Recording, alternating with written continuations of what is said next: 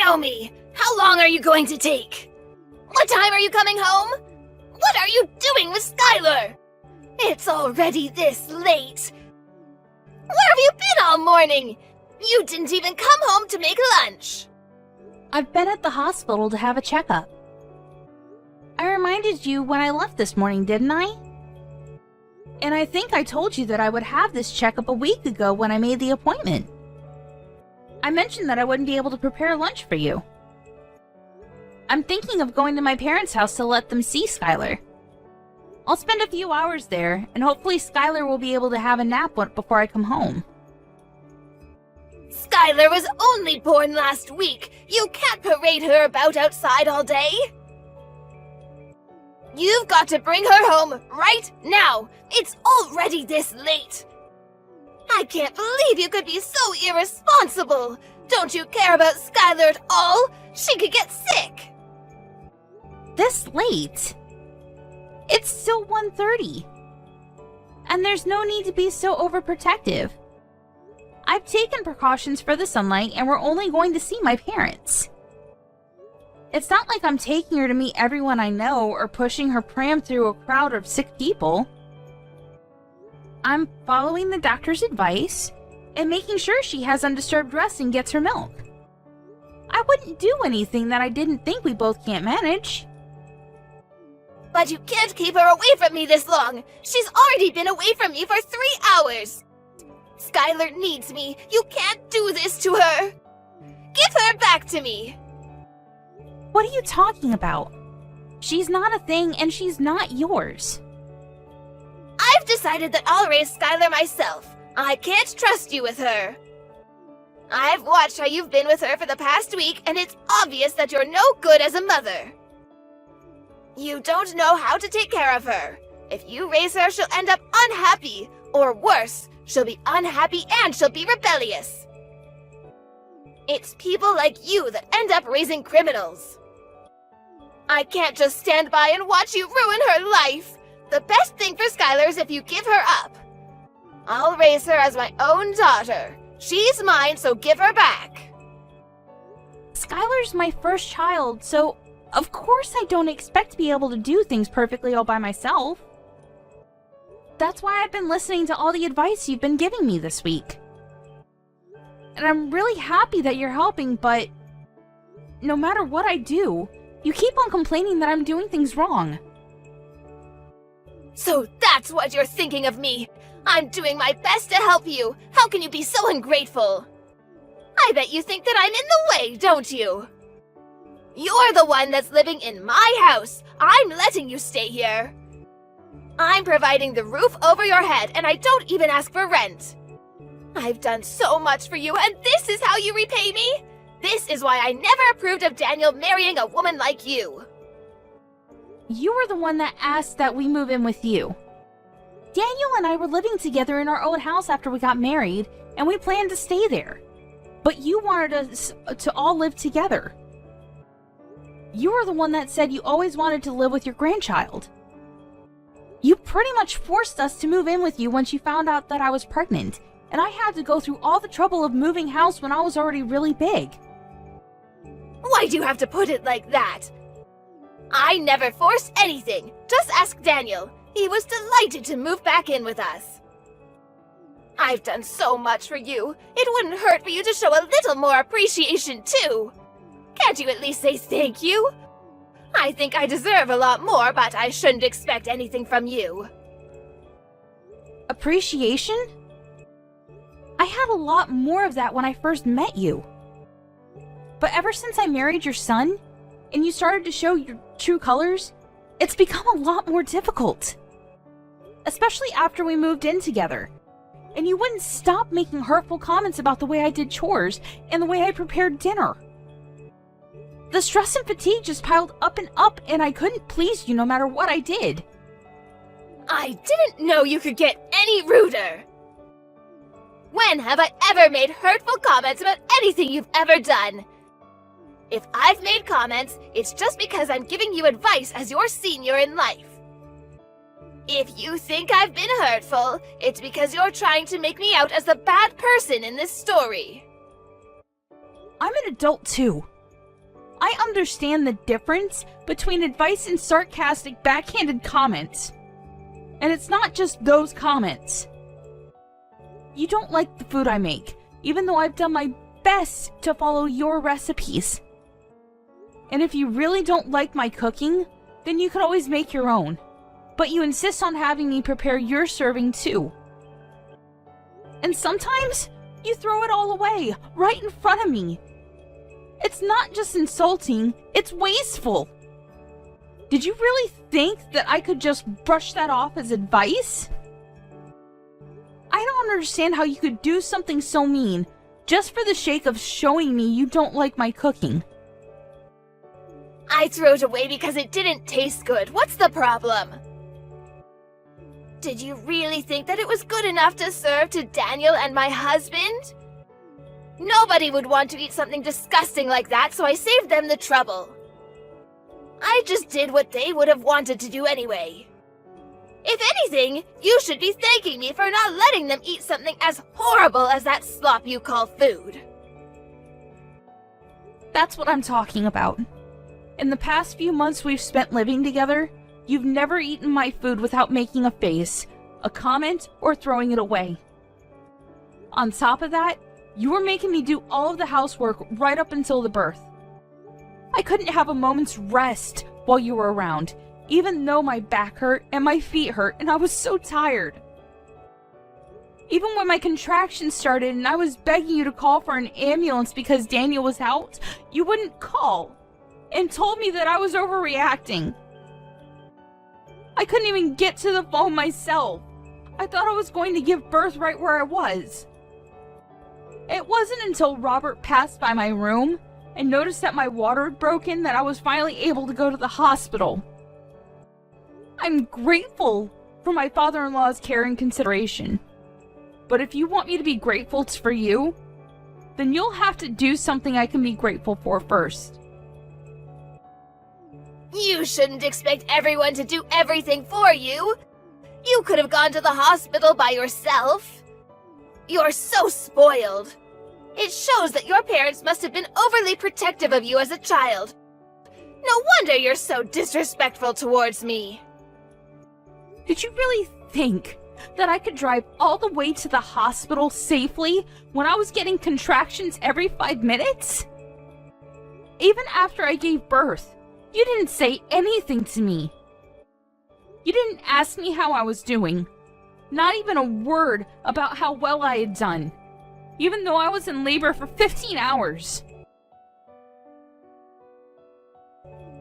I was too busy thinking about Skylar. What did you expect? My first and only priority was the baby. So what if you gave birth? It's nothing special. I gave birth too, and you don't see me begging everyone for praise and compliments. I didn't expect you to compliment me. But I think anybody would be happy to hear something from family. And anything would have done. And I'd like to remind you that I was only discharged from the hospital a week ago. I've been waking up over and over in the middle of the night to feed Skylar. I haven't had any sleep at all this past week. I'm still trying to get used to a lot of new things, a lot of new emotions, and a new sleep routine. And I'm literally all over the place. But you're still making me do all the housework. I thought you said that it would be better for us all to live together because you'd be able to help out with the baby. But you haven't been doing anything. Even though Daniel and his dad say that I don't have to do anything, to rest when I can and not to push myself too hard, I have to do everything while they're at work because you won't do anything. Oh, you really are spoiled. You are the one that married my son, not the other way around. What's the point in having you here if you're not going to do the chores? You can't seriously think that you can spend your days just laying around doing nothing. You're being childish if you think that's how things work just because you've moved in with us. I'm here to be with Skylar, not with you. And you shouldn't expect everyone to be nice and kind to you just because you've given birth. So what? That doesn't change anything. You're sorely mistaken if you think you get to slack off just because you've had a baby. The only one we all care about is Skylar. I couldn't care less about you, and nobody else does either. We only need Skylar. I can't believe you're not gonna even bother to hold back your punches. I take it you mean that there's no use for me at your house if I'm not going to do all of your housework for you? That's right, I'm glad you finally understand. We only need Skylar to make us happy. I don't need a rude, disrespectful, annoying daughter-in-law like you around the house if you're not even going to do what you're here for. Even if you did do the chores and prepare our food, you're so useless I end up having to redo everything you do anyway. You're just wasting my time, and having you here is a waste of space too, so we don't need you here. So you think I'm rude and useless? Alright. What, am I wrong? I don't think I said anything you couldn't understand. I made it quite clear. We don't need you in this house. To be honest, I'd prefer if you'd leave as soon as possible and never come back. You don't have to worry about Skylar, she'll be in good hands. We'll raise her without you. I think that's best for her as well. She doesn't need a useless woman like you as her mother. I just want to check. If you want me to leave, then that means you don't want to live with me, doesn't it? How many times do I have to tell you? I don't want to live with you, and I want you out of my house, do you understand? Yes, I do. I understood that perfectly. Then I won't be coming back. I'll be staying at my parents' house. They've got a spare room that I can use, so there's no reason for me to return today. I'll go and get my things another day. Will that make you happy? Of course, do whatever you want. You're an adult. I don't care where you stay as long as it's not in my house. Nobody in this house is waiting for you to return anyway. I'll have Daniel go and collect Skylar from you when he gets home from work, so make sure she's had her rest and you've got all her things ready by then. I'll let you spend these last few hours with her at least. You're not going to come back to this house, so this will be the last time you ever see her. I'm glad you've finally come to your senses. You're not fit to be a mother. I understood the part about not coming back to stay in your house, but you're wrong about one thing. I am not handing my daughter over to you. Skylar is staying with me. I'm her mother. What are you talking about? I just told you that you're not fit to be a mother. Are you going to take her away from me? You can't do that. She needs me. Oh, you think that I'm not fit to be a mother because I need support to raise her and because I can't handle all of the housework on just 1 hour of sleep a night? You expect the impossible from me. You're saying that I'm taking her away from you, but you're not her mother. She was never yours to begin with. She's my granddaughter. That makes her mine. I don't think that your way of thinking that she belongs to you is very healthy for Skylar. I don't think that raising her in an environment where you think that you can treat me however you like is good for her either. Daniel and Robert have both lost their patience with the way you've been treating me. I know that the both of them have done their best to talk with you privately and get you to change your attitude. But it still hasn't changed after months. And if it's only going to get worse now that Skylar's born, I'd rather not live with you either. Your own son and husband have given up on getting you to change your ways, so there's no way I can keep hoping.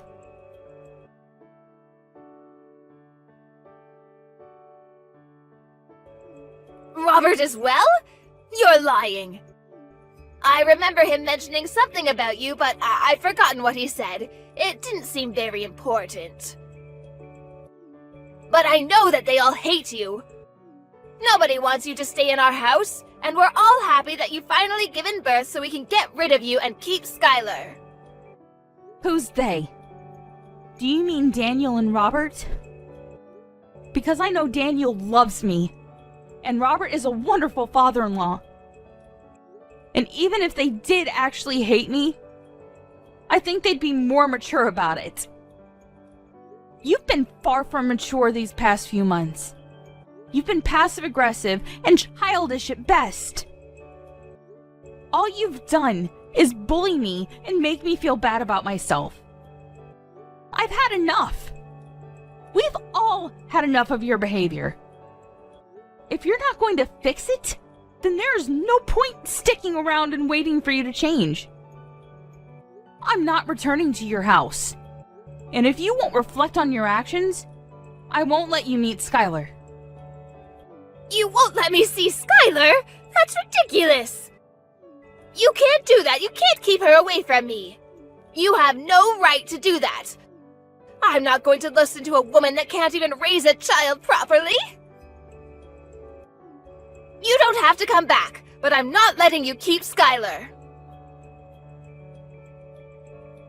Give her back right now! Skylar will be happier that way, and you'll thank me one day when you realize that. She belongs with us, not you. We'll raise her, so don't be so selfish and give her up. I'm sorry, but who's we? Daniel, Robert, and I. The three of us will raise her without you. I know that we can make Skylar 1,000,000 times happier if you're not around to ruin her life. She doesn't need a failure of a mother like you. You should give her back to me for her sake. Robert's actually with me right now. Daniel will be here soon too. He's already asked his manager for the rest of the day off after he's finished in his meeting. The truth is, it wasn't a hospital appointment I had this morning. I'm sorry I had to lie, but you wouldn't let me leave the house until I said that I would be going to the hospital. What? Then where were you? What were you doing? I was being honest when I told you that I would be going to my parents' house, but I was somewhere else this morning. I went to have a viewing of a house with Robert to get his opinion. You went to see a house? But why would you do that? I didn't tell you to leave my house until an hour ago. And why would you need my husband's opinion? Daniel and I have decided that we're going to move out. And when we told him, Robert was very interested in the idea too. Maybe you should ask him for the details when he returns home tonight, since I won't be coming back. Ever. But why would Robert be interested in looking at a new home?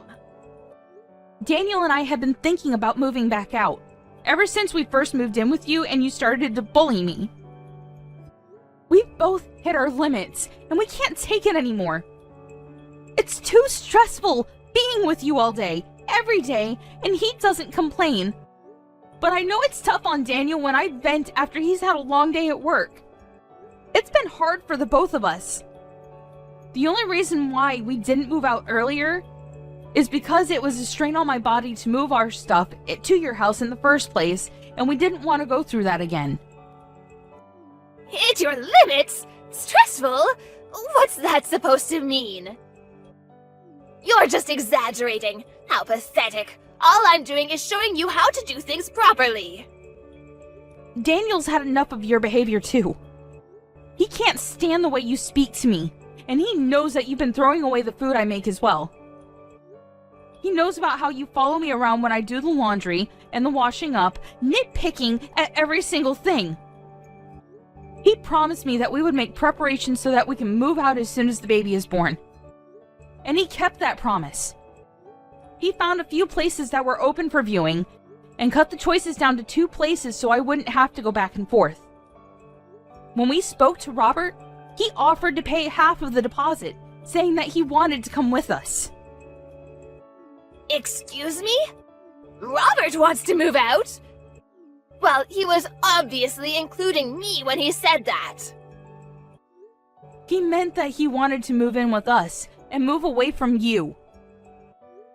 Apparently, he's had enough of your attitude as well. And since you won't change, no matter how many times he's spoken to you, he's decided to leave you. He's telling me that he left the divorce papers on the table in the living room. Have you seen them? He says that he's already signed them, so you just have to sign your side and leave them there. He'll have them filed tomorrow.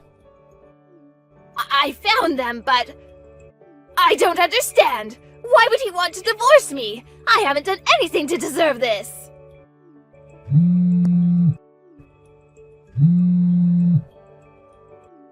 Answer the phone! I want to speak to my husband! He's with you, isn't he? Let me talk to him. I can't trust a word you say.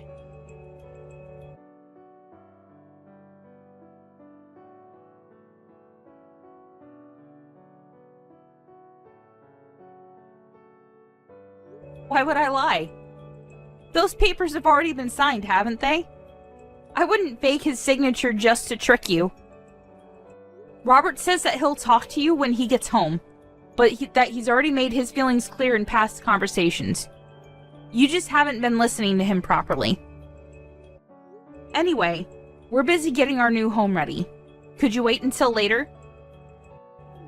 I don't understand why Robert and Daniel have to move away too. I only said that you don't need to come home. What about me? What am I supposed to do? They can't leave me here by myself? Robert says that he'll give you that house in the divorce. He has no need for it if he's moving in with us, and he doesn't want you causing us trouble just because you can't find a new home for yourself. You're lucky he's being so generous. Daniel and I have no intention of living with you ever again. And of course, we're not going to give you our daughter. Robert's decided that he wants a divorce, and that he doesn't want to live with you anymore. I think that explains everything you want to know. What about me? I'm going to live here all by myself? You're not making any sense. Why can't I come with you?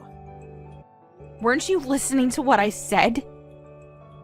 We've told you over and over that the way you've been treating me is unacceptable. We wouldn't have had to do this if you had fixed up your attitude and stopped behaving so immaturely. If you had listened to your own husband's warnings and your son asking you to stop treating me so horribly, we would have never decided to move out. We would still be living with you, and you would still be able to spend time with your loved ones. But unfortunately, you haven't shown any signs of changing or even feeling bad about what you've done. You deny all responsibility, and we've had enough. Because of your selfishness, you'll have to spend the rest of your life all alone. What about Daniel? What does he think? He can't be serious about leaving his own mother all alone. I raised him. He's better than that. He would never abandon me like this. You've tricked him into thinking I'm the bad person and convinced him and my husband to follow you. Have you forgotten that Daniel was the one that was always intervening and defending me from you when we first moved in? He was doing his best to keep himself between you and I when he could, and making sure that I wasn't stuck with you alone when he was at home. But then he had to start a new project at work and was coming home tired more often, and didn't even have the strength to argue back the things you were saying to me. The stress of work and your treatment of me was accumulating for him too. That's when he promised that he would find us a new place to live. We realized that the best way to deal with the situation was to just put space between us and you, for the sake of our physical and our mental health. You're lying. Daniel would never want to leave me. And Robert can't be serious about getting a divorce. At this age, I'll never be able to get remarried. I'll be alone. Can't he rethink the divorce? I'll do anything. He's not honestly thinking we should get divorced, is he? You'll have to talk to Robert directly about that. Though he says that there's nothing more to say. And we've already chosen a new home that has enough room for the three of us and Skylar. Robert is welcome to live with us, but there's no room here for you. Moreover, Robert's actually put a lot of money into this house for us. He's been very considerate, since Daniel and I had to pay a lot for the hospital bills last week. We don't plan on telling you where our new address is either. But I'll never be able to see Skylar ever again! Are you honestly going to separate us? I'm not going to let you see her. You'll have to show that you can change first. I don't know if you can, but if you want to see her, you'll have to. I don't plan on meeting you until then either. I'm sure you don't care whether you see me again or not, but I just wanted to make it clear that this is what happens when you treat someone as though they're inferior to you. You end up alone. What did I do to deserve this? Why is everyone leaving me behind? You're telling me that I have to spend the rest of my life, my elderly years, all alone? That's too much! You don't have to go this far! I thought I would be able to spend the last 20 years of my life taking care of my grandchild. I wanted to have peace and quiet, and not worry about any of the chores or worry about money. This isn't what I wanted! I was dreaming of my life as a grandmother, but now I'll have to get a job! I have to do everything myself! I won't be able to see my family. That's not fair! Really? I guess you hoped that I would be the one to take care of all the chores and plan to live off your husband's savings and pension. All without lifting a finger yourself. But you ended up breaking that dream with your own hands. You should have been more respectful towards the people around you if you wanted them to love and take care of you. I'm tired of you complaining about every little thing I do. But now, you'll have to do everything yourself, and you won't be able to see your family ever again. That's the price you've paid. You'll have to accept it. Fine, I understand I made a mistake. I shouldn't have been so nagging. I'll do my best to get on with you from now on. I'll change the way I've been acting towards you. So please don't move out. It's too late for that. We've already paid the deposit and signed the documents for the house. We won't change our minds about living away from you. And we'll be moving all of our things into the new place over the next few days. We're all going to live here in peace without you. Robert will be returning to your house this evening to pack up our essentials, so you should have a good long talk with him then. He'll be staying there until all of our things have been moved. But he's quite adamant about having the divorce, so I suggest you forget about talking him out of it, and talk about how you can make an effort to change your behavior. That way, you might have a chance to meet Skylar in the future. Naomi, I'm sorry. Let's all live together. I don't want to be alone. I think we might have gotten off to a bad start, but I'll change. I'll do whatever it takes. I'm sure you'll come to understand why I was so harsh towards you. It was for your sake, but I won't do that anymore. Just let me see Skylar. I find it hard to believe that you'll change when you're still making excuses. You can't even apologize properly. It's too late after all. You can't change. Besides, you were saying yourself that you don't want to live with me, remember?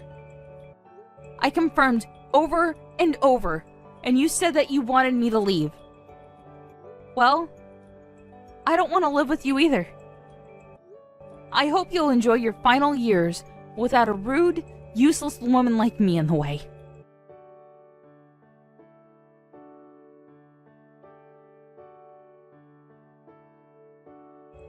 After her conversation with Naomi ended, Kim had no choice but to wait for her husband to come home.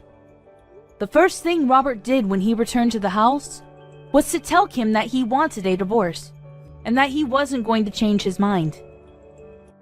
He checked that she had signed the papers and took them to his lawyer to have them filed. He didn't speak a word to Kim after that, and spent his time packing away all of his things.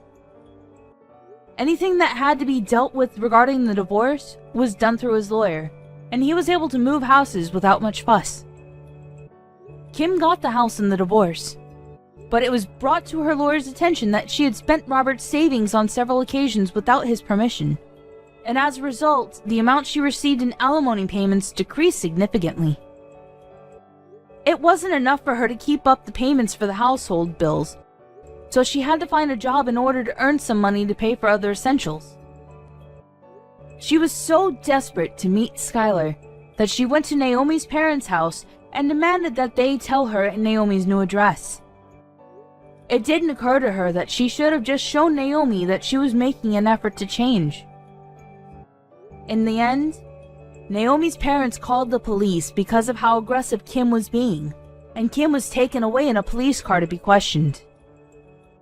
Kim was not only divorced and looking for a job, but had also been slapped with a restraining order from Naomi's parents.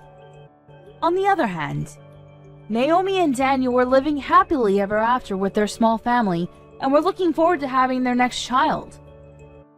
Robert was delighted he was freed of his selfish wife and was taking great pleasure in taking care of his granddaughter.